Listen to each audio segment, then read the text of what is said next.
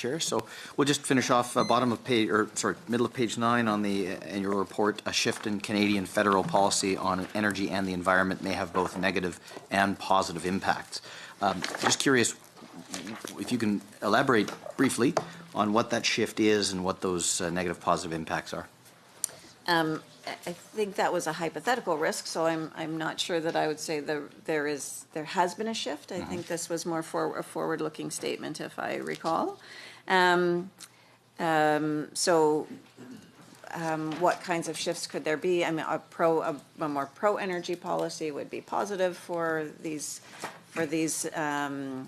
risks. A more constrained energy policy would be more difficult for the province. So would this be something like Bill C-69, changes to the regulatory process, those sorts of things?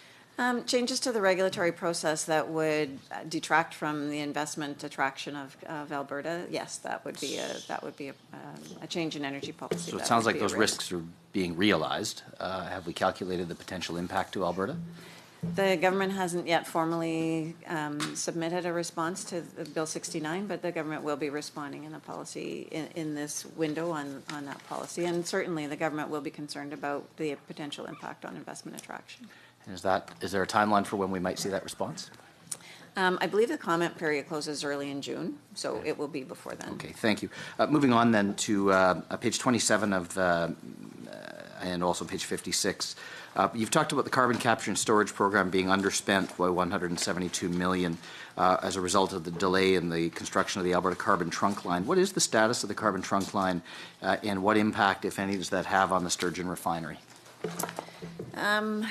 It is not yet operational. It's not yet being constructed. It doesn't have an impact yet on Sturgeon refinery, but it would if it were delayed beyond the construction of the refinery. You said two things there. It's not yet operational.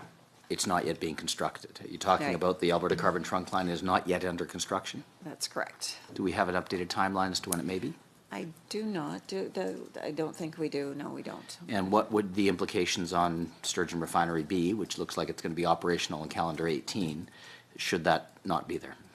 Well, ultimately, if it's not there, it will have an impact on the Sturgeon refinery. I'm not aware at what point that impact would first be felt, but essentially that's part of the system that will allow the refinery to capture its carbon, and that will be an. And if it cannot capture the carbon, have you calculated the cost and then the knock-on effect on Alberta's investment? I believe that that would be calculatable. I don't have the number on the top of my head. Thank you. We'll follow up on that. Thank you.